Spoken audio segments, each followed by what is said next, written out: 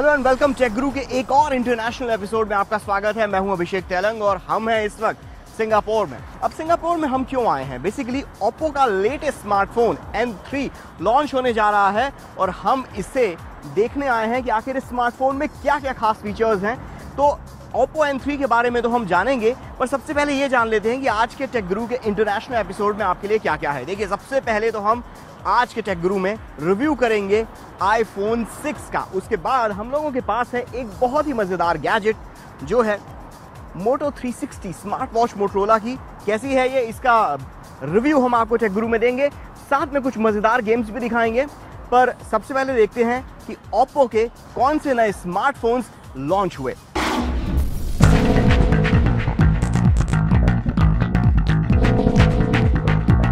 पेश है ओप्पो का नया flagship device Oppo N3। Oppo की N सीरीज के स्मार्टफोन्स हमेशा से अपने बेहतरीन कैमरे और यूनिक डिजाइन के कारण जाने जाते रहे हैं। फिर चाहे वो पिछले साल लॉन्च हुआ फोन Oppo N1 हो या फिर उसका mini variant Oppo N1 mini, दिखने में बेहद खूबसूरत ये स्मार्टफोन्स अपने स्वाइवल कैमरा के कारण भी काफी जाना जाता है।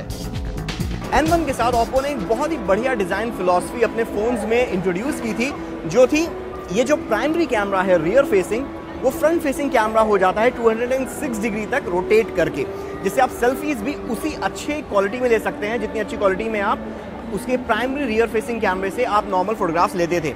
अब यहाँ N3 में ऑटो ने इसी रियर फेसिंग कैमरे को बना दिया है ऑटोमेटिक। अब चाहे तो आप इससे पैनोरामा शॉट ले सकते हैं या फिर बढ़िया सेल्फी ले सकते हैं, सेम वही प्रिस्टीन रेजोल्यूशन में जो इसके रियर फेसिंग कैमरे में दिया हुआ है।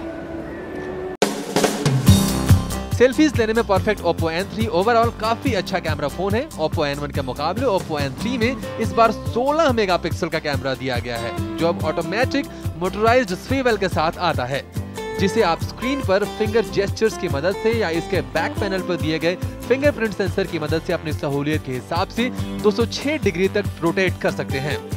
इसके साथ ही इसका फिंगरप्रिंट सेंसर आपके फोटोग्राफ्स भी एनक्रिप्ट करने में मदद करता है। 5.5 इंच की फुल एचडी स्क्रीन वाला Oppo N3 2.3 गीगाहर्ट्ज की स्नैपड्रैगन 801 क्वाड कोर प्रोसेसर पर चलता है और इसका दाम है $649।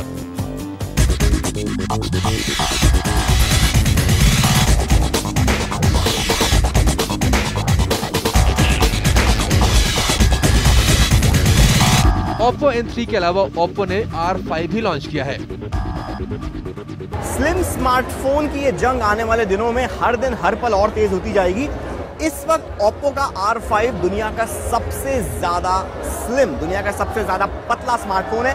सिर्फ 4.8 mm पतला है ये। अब देखना ये होगा कि आने वाले दिनों में जियोनी या फिर और बाकी जितनी भी स्मार्टफोन्स बनाने वाली कंपनियां हैं, वो इस कॉम्पिटिशन से किस तरीके से दो हाथ करती है। But right now 4.8 mm is the new slim. Oppo R5 design में जितना दुबला पतला है, फीचर्स में उतना ही तगड़ा है। 5.2 इंच की फुल एचडी स्क्रीन वाला यह स्मार्टफोन 2.1 गीगाहर्ट्ज के 64 बिट आर्किटेक्चर वाले स्नैपड्रैगन 615 ऑक्टा कोर प्रोसेसर पर चलता है, जिसे कॉम्प्लीमेंट करती है इसमें दी गई 2GB रैम। Oppo R5 में स्वाइवल कैमरा का हिसाब किताब नहीं है। इसमें 13 मेगापिक्सल का प्राइमरी और 5 मेगापिक्सल का फ्रंट फेसिंग कैमरा दिया गया है। Oppo R5 के दाम है $499 और भारत में ये ईयर एंड तक लॉन्च होगा। अब वक्त है एक ऐसे स्मार्टफोन को रिव्यू करने का जिसके बारे में लोग कहते हैं कि कुछ लोग तो इसके डाई हार्ड फैन होते हैं और कुछ लोग इसको बिल्कुल पसंद नहीं करते। पर you can love it, you can hate it, but you can't ignore it. मैं बात कर रहा हूं एप्पल के आईफोन की, और इंडिया में आईफोन का लेटेस्ट वर्जन iPhone 6 लॉन्च हो गया और हम इसका रिव्यू कर रहे हैं। इनफैक्ट हम नहीं, यश रिव्यू कर रहे हैं।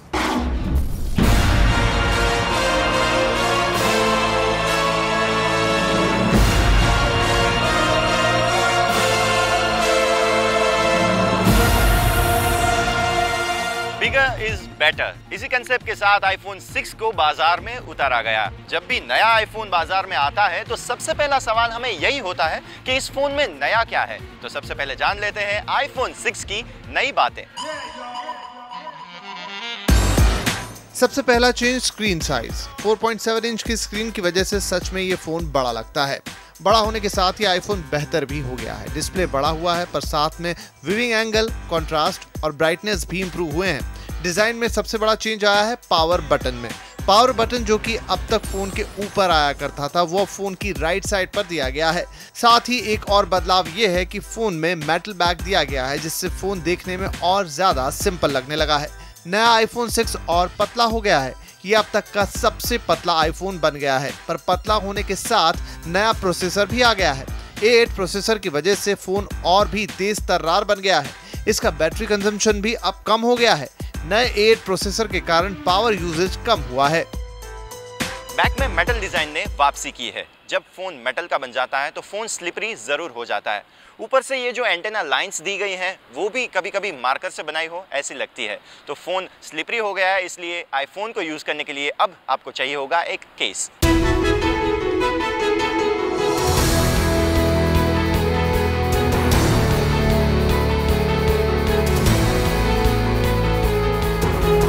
आईफोन 6 का कैमरा इस फोन की हाईलाइट बन गया है। एप्पल हर बार अपने नए मॉडल के साथ इसके आई साइड कैमरा को अच्छे से इंप्रूव करता आया है। कैमरा में सुपर फास्ट फोकस के लिए ऑटो फोकस पिक्सल टेक्नोलॉजी दी गई है। शायद ये 8 मेगापिक्सल में बेस्ट कैमरा फोन है और इस बार फोन की वीडियो क्वालिटी भी इंप्रूव की गई है। स्पेशली आईफोन 6 में जो स्लो मोशन वीडियो शूट करने का ऑप्शन दिया गया है वो आईफोन 6 की हाईलाइट है। नॉर्मली जब हम वीडियो शूट करते हैं तो वो 60 FPS पर शूट कर पाते हैं, पर स्लो मोशन के साथ हम 240 FPS पर वीडियो शूट करके कोई साइंस फिक्शन जैसा वीडियो शूट कर सकते हैं। और तो और अब आप आईफोन 6 में पैनोरामा मोड में ज्यादा रेजोल्यूशन के साथ फोटोग्राफ्स ले सकते हैं।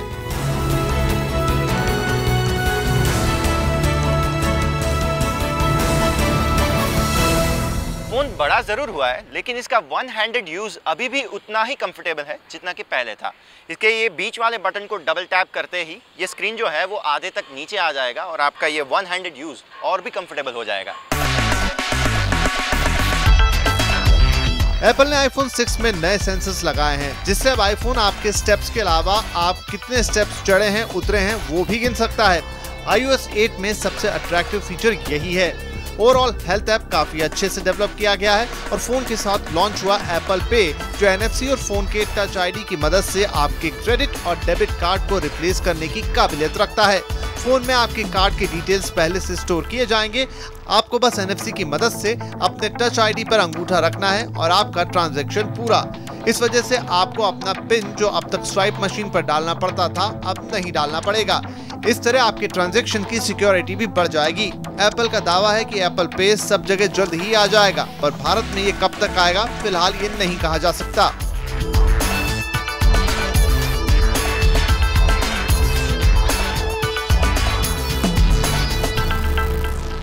फोन बड़ा जरूर हुआ है लेकिन अभी भी मार्केट में जितने भी अन्य कंपनियों के फ्लैगशिप फोन्स बिक रहे हैं वो साइज में 5 या 5.5 इंचेस के ही बिक रहे हैं, तो उससे तो ये फोन काफी छोटा है।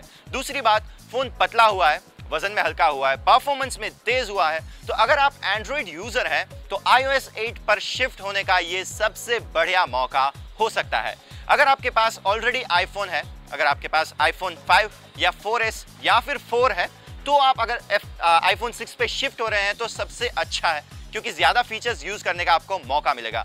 पर अगर आपने पिछले साल ही आईफोन 5S जो कि करीब आधे लाख या उससे ज्यादा में आपने खरीदा है, 50,000 से ज्यादा, तो आपके पास ये ज्यादा अच्छा मौका नहीं है 6 के ऊपर शिफ्ट होने का, क्योंकि आईफोन 6 और 5S के बीच में इतना कोई बड़ा डिफरेंस देखने नहीं मिल रहा है।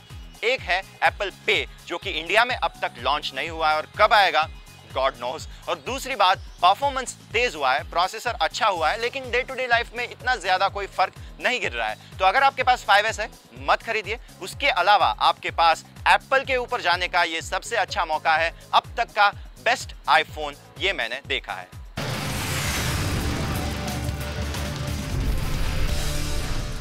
अब हम आपको बताने वाले हैं एक इंटरेस्टिंग गैजेट के बारे में जो है मोटोरोला की लेटेस्ट स्मार्ट वॉच मोटो 360। Okay Google.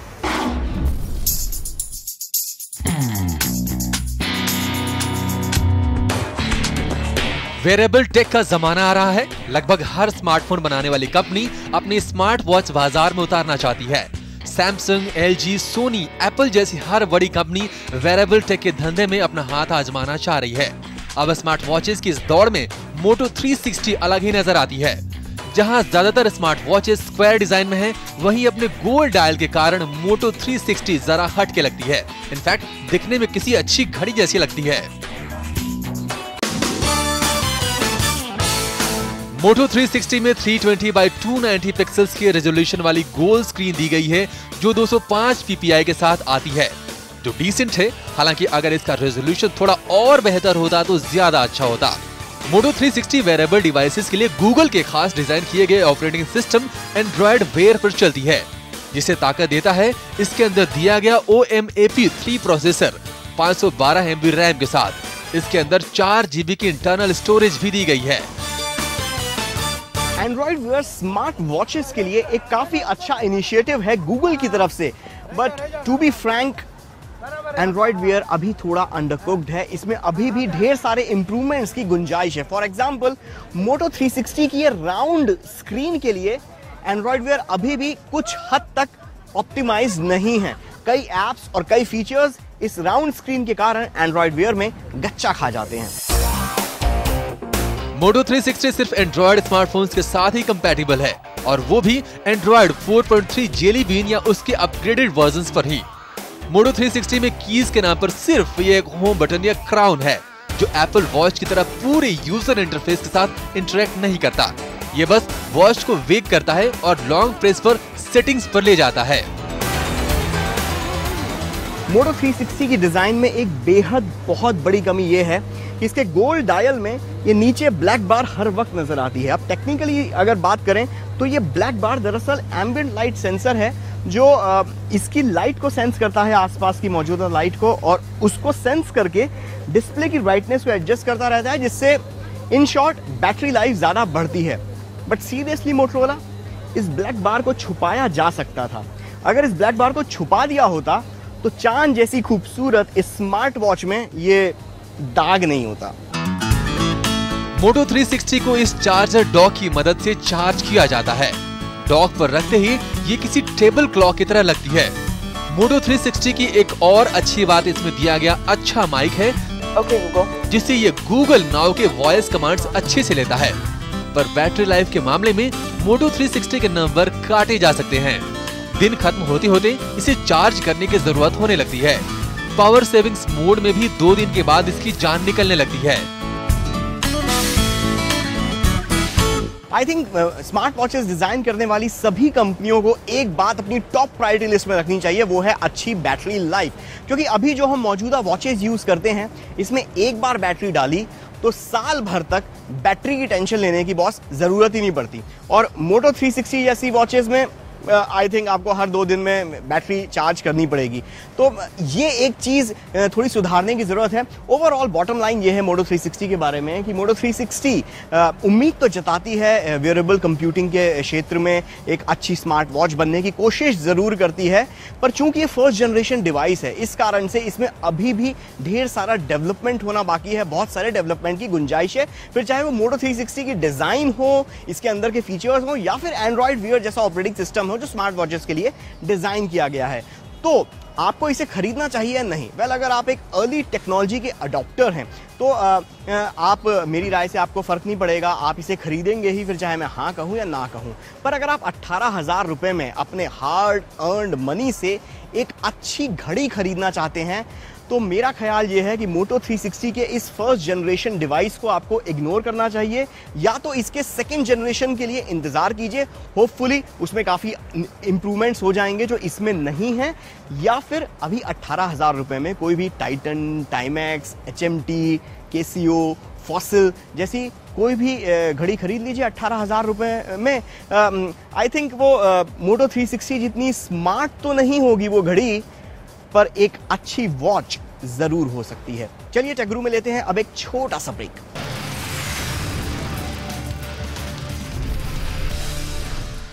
Welcome back. आप देख रहे हैं टेकगुरु का एक इंटरनेशनल एपिसोड। हम हैं इस वक्त सिंगापुर और अब रिव्यू करते हैं एक सस्ते, सुंदर और टिकाऊ डिवाइस, इनफैक्ट सस्ते, सुंदर और टिकाऊ ऑपरेटिंग सिस्टम वाले स्मार्टफोन की। हम बात कर रहे हैं Mozilla Firefox OS पर चलने वाले स्मार्टफोन्स की। इसमें स्पाइस ने एक लेटेस्ट फोन लॉन्च किया है। क्या है इसके टेक्निकल स्पेसिफिकेशंस, आइए देखिए।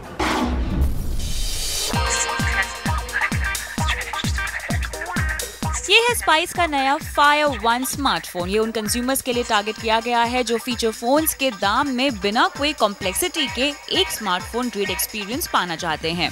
इसमें 3.5 इंच की 320x480 की रेजोल्यूशन वाली कैपेसिटिव टच स्क्रीन दी गई है। हालांकि खराब टच रिस्पॉन्स और बिलो एवरेज व्यूइंग एंगल्स के साथ इस फोन का डिस्प्ले इस फोन की कमजोर कड़ी बन जाता है। Fire One के टास्क को पूरा करने के लिए इसमें 1 गीगाहर्ट्ज प्रोसेसर और 128 MB रैम का कॉम्बिनेशन दिया गया है और इसी की इंटरनल मेमोरी सिर्फ 256 MB की है, जिसमें से केवल 73.2 MB तक की मेमोरी ही एप्स के लिए अवेलेबल है, जिसे आप 4 GB तक एक्सपैंड कर सकते हैं और वो भी माइक्रो SD कार्ड के साथ। इसके पावर लॉक, अनलॉक और वॉल्यूम रॉकर बटन्स क्लिकी हैं और अच्छा टैक्टाइल फीडबैक देते हैं। स्पाइस Fire One में 1.3 MP प्राइमरी और VGA फ्रंट कैमरा दिया गया है जो बिलो एवरेज रिजल्ट देता है। कनेक्टिविटी के लिए 2G dual SIM, wifi, Bluetooth, EDGE functionality के साथ FM रेडियो भी आता है। स्पाइस Fire One में 1400 मेगाहर्ट्ज की बैटरी दी गई है। इस फोन की असली हाईलाइट इसका हार्डवेयर नहीं सॉफ्टवेयर है। स्पाइस Fire One भारतीय बाजार में आने वाले उन पहले फोन्स में से है जिसमें मोजिला का फायरफॉक्स ऑपरेटिंग सिस्टम आता है। लुक और फील के मामले में एंड्रॉइड और फायरफॉक्स की जोड़ी बड़े मियाँ छोटी मियाँ की याद दिलाती है। एप्स बिना स्मार्टफोन कहाँ? तो एप्स के लिए फायरफॉक्स OS आता है मार्केट प्लेस के साथ, जिसमें फिलहाल तो काफी लिमिटेड एप्स अवेलेबल हैं। इसमें कनेक्ट A2 ऐप भी इंस्टॉल आता है, जिसकी मदद से आप व्हाट्सएप का इस्तेमाल कर सकते हैं। ये फोन रीजनल लैंग्वेजेस भी सपोर्ट करता है। फोन के चिन पे सिर्फ एक ही सर्कुलर कैपेसिटिव होम बटन दिया गया है। ओवरऑल फायरफॉक्स OS अभी तो सिर्फ नेसेंट स्टेज पर है, लेकिन वक्त के साथ हम इसे डेवलप होता हुआ देखेंगे। फ्री सिलिकॉन कवर के साथ आने वाले स्पाइस Fire One की कीमत है 1999 रुपए। फायरफॉक्स OS पर चलने वाले फोन्स को एक फिलॉसफी के ऊपर डिजाइन किया गया है कि इंटरनेट फर्स्ट, ऐप सेकंड। आपको इंटरनेट का एक्सपीरियंस इन फोन्स के ऊपर बहुत बढ़िया मिलेगा, लेकिन अगर आप उसको ऐप से कंपेयर करने की कोशिश करो तो ऐप्स बहुत ज़्यादा इस ऑपरेटिंग सिस्टम के ऊपर अभी नहीं डिज़ाइन हुए हैं, क्योंकि ऑपरेटिंग सिस्टम नया भी है और ऐप्स आने में अभी काफ़ी वक्त लगेगा। तो ये बेसिकली सिर्फ उन लोगों के लिए स्मार्टफोन है जिन्होंने आज तक कभी भी एक स्मार्टफोन को एक्सपीरियंस नहीं किया है। तो 2-2.5 हज़ार रुपए की प्राइस रेंज वाले इन फ़ोन्स को वो खरीद सकते हैं। कोई बहुत बड़ा इन्वेस्टमेंट अमाउंट नहीं है स्मार्टफोन सीखने का। पर अगर आपको एंड्रॉयड या iOS या फिर विंडोज़ फ़ोन्स की आदत लग चुकी है, आपने इससे पहले उनको इन फ़ोन्स को इस्तेमाल किया है, तो फायरफॉक्स फ़ोन सॉरी आपके लिए नहीं बने हैं। इनको खरीदिएगा भी नहीं तो आपको लगेगा कि यार ये क्या खरीद लिया, क्योंकि मज़ा नहीं आ रहा। कई आपके पसंदीदा ऐप्स इस ऑपरेटिंग सिस्टम पर नहीं मिलेंगे। तो फायरफॉक्स OS पर चलने वाले फ़ोन सिर्फ उन्हीं के लिए जिनके लिए ये पहला स्मार्टफोन है। मे बी आपके दादा दादी, मम्मी पापा, उनके लिए फ़ोन हो सकता है, पर एंड्रॉयड या फिर iOS इस्तेमाल कर चुके लोगों के लिए ये फ़ोन बिल्कुल भी नहीं है। चलिए अब स्मार्टफोन से ज़रा हटते हैं और जाते हैं गेमिंग की दुनिया में। रिव्यू करते हैं एक लेटेस्ट गेम को जो है FIFA 15।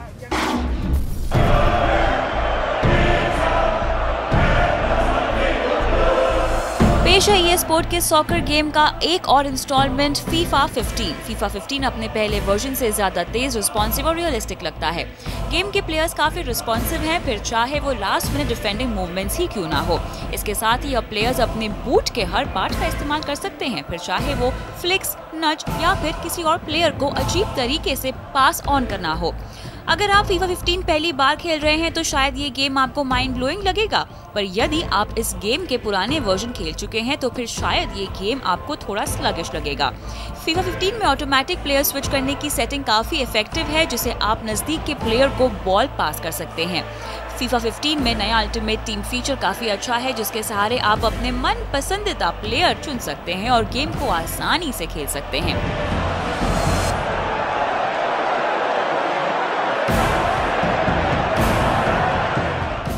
ओवरऑल देखा जाए तो FIFA 15 में काफी सारे नए फीचर्स दिए गए हैं। इसका ग्राफिक्स शानदार है और रियलिस्टिक है, जिससे आपको गेम खेलने का पूरा मजा आएगा। गेम की प्रेजेंटेशन इम्प्रेसिव है, जो आपको गेम समझने में मदद करेगी। बस अगर कुछ खराब बात है इस गेम की तो वो ये है कि इसका बैकग्राउंड म्यूजिक जो आपको थका देगा। बाकी 1-2 चीजों को नजरअंदाज किया जाए तो FIFA 15 अब तक का बेस्ट सॉकर गेम है। इसे आप Xbox One, Xbox 360, PlayStation 4, PlayStation 3, Wii, Nintendo 3DS, PlayStation Vita और PC पर खेल सकते हैं। FIFA 15 PS4 वर्जन की कीमत 4,400 रुपए है और Xbox One वर्जन की कीमत है 4,000 रुपए और टेक गुरु टीम इसे 5 में से 4 TG रेटिंग्स देती है।